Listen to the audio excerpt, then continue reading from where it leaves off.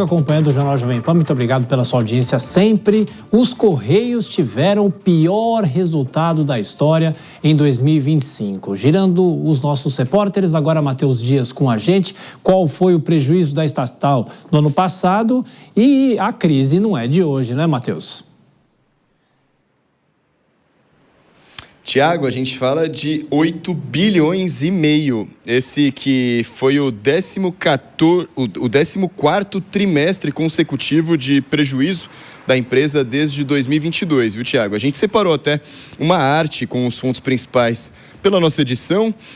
No caso, a gente fala, então, desse déficit de 8 bilhões e meio em 2025, cerca de 6,4 bilhões apenas em precatórios, Tiago, ou seja, dívidas que precisam ser pagas por determinação da Justiça. No primeiro semestre de 2025, 4 bilhões e pouco mais de 300 milhões de reais negativos, resultado que é 3 vezes maior do que no ano anterior, em 2024, quando foram quase pouco mais de 2 bilhões e meio. Então a gente fala de 3 vezes mais de um ano para o outro e, claro, série negativa desde 2022.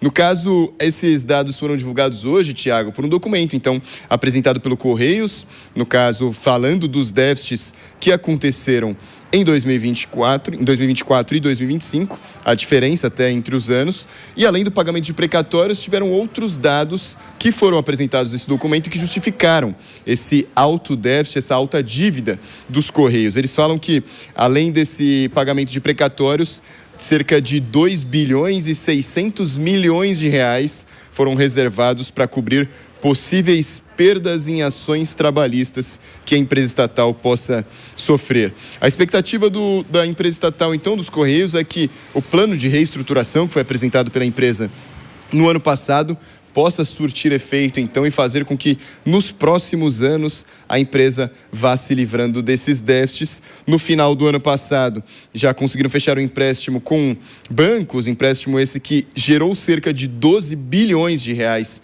à empresa e que foram recebidos esses recursos, inclusive, já no final do ano passado. Esse ano, inclusive, o Conselho Monetário Nacional aprovou um novo empréstimo com garantias da União, em que o Correios pode solicitar cerca de 8 bilhões de reais a mais. A gente fala, então, de cerca de 20 bilhões ao todo que seriam emprestados à empresa estatal. Esses 8 bilhões, inclusive esse novo empréstimo, ainda não foi fechado, o martelo ainda não foi batido, o que deve acontecer no final desse primeiro semestre de 2026, até junho, então, essa decisão será tomada. E, além disso, também o programa de demissão voluntária, Tiago, chamado PDV, em que nesse ano, entre fevereiro e abril desse ano, cerca de 3 mil funcionários já aderiram a esse programa, o que pode, segundo os cálculos da empresa estatal, reduzir em cerca de 40% os gastos para esse ano de 2026. É uma dívida bem alta se a gente fala em 2025. Já são, como disse, 14 trimestres seguidos de dívida. De 2024 para 2025 a dívida triplicou. E agora esse plano de reestruturação do Correios é para tentar sanar esse débito aí de mais de 8 bilhões de reais, viu, Tiago? Inclusive esse PDV, segundo os especialistas, ficou abaixo do esperado, mas de qualquer forma é esperar para ver efetivamente o futuro dos Correios. Até daqui a pouquinho, deixa eu chamar Denise, se fosse numa empresa privada, já teria fechado, hein, Denise? Quebrada. Não, quebrada. Totalmente quebrada, né? Exatamente, porque teve inclusive um empréstimo já de 12 bilhões com o aval do Tesouro, que foi obtido no ano passado, e mesmo assim os Correios não conseguiram colocar a casa em ordem. Algumas das estratégias, como essa questão da demissão voluntária, a adesão foi muito inferior ao que se imaginava, ficou em torno de 3 mil, se falava em 10 mil funcionários que pudessem sair, isso reduziria muito os gastos com folha, e os Correios atribuem parte desses resultados negativos, além dos precatórios que ele estava citando, que foram incorporados no balanço e o que ajudou e acabou ajudando